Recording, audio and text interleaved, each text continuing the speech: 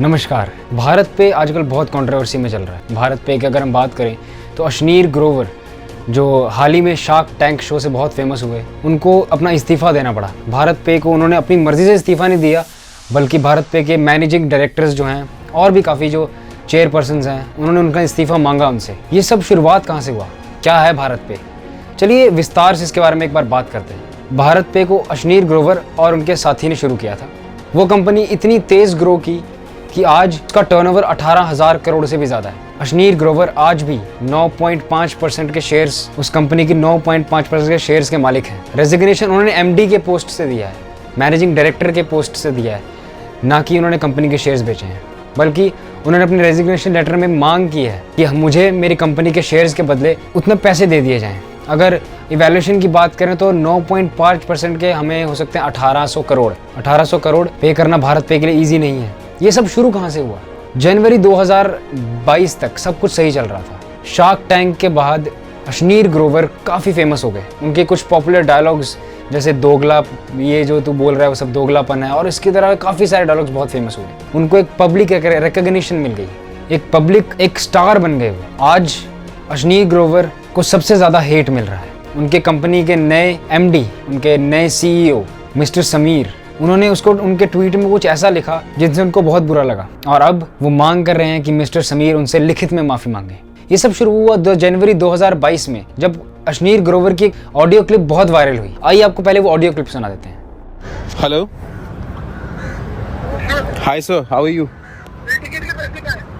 हाँ जी, sorry, I don't know sir what you are saying.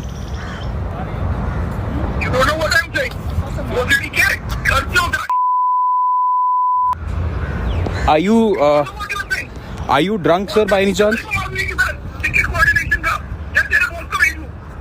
Are you drunk, sir? Are you drunk, sir? Are you dumb? No, I am not dumb, but please, sir, mind your language. And I had a very beautiful relationship with you. I had a very beautiful relationship with you, sir. I don't want to spoil it, please. Yeah, hi, ma'am. तो इस audio clip में Kotak bank के एक employ से बात कर रहे हैं। अशनीर ग्रोवर और उनकी बीवी कोटक बैंक के एक एम्प्लॉय को इतने रूडली बिहेव करते हैं, उसका रीज़न किसी को नहीं पता। बट ये ऑडियो बाहर आने के बाद अशनीर को बहुत हेट मिला। वो भारत पे के लिए एक डाउनफॉल था। उसके बाद जब उन्होंने अपना इस्तीफ़ा दिया, नए सीईओ मिस्टर समीर, उन्होंने एक पुराने एम्प्लॉय के कमेंट पे, उनके लिंक्डइन पोस्ट पे नीचे कमेंट किया, जहाँ पर अशनीर ग्रोवर की बहन आशिमा ग्रोवर ने कमेंट कर रखा था। कुछ सैलरी के बेस पे कंट्रोवर्सी चल रही थी। वहाँ पे उन्होंने कमेंट किया कि बहन, तेरे भाई ने सारा पैसा खा लिया है। सो ऐसे कमेंट को रीड करते हुए अशनीर ग्रोवर को बहुत बुरा लगा, और उन्होंने मांग की कि ये भी इस्तीफ़ा दें या लिखित में उनसे माफ़ी मांगें। मिस्टर समीर हाल ही में सीईओ बने हैं भारत पे के, और उन्होंने उनके स्टेटमेंट में ये कहा कि वो ड्रग्स और दारू के नशे में थे जब उन्होंने ये कमेंट किया। अशनीर ग्रोवर की बीवी भी बहुत बड़ा हिस्सा रखती हैं भारत पे में, और हाल ही में उनको निकाल दिया गया था क्योंकि फाइनेंशियल कुछ स्कैम सामने आया था कंपनी में उनका।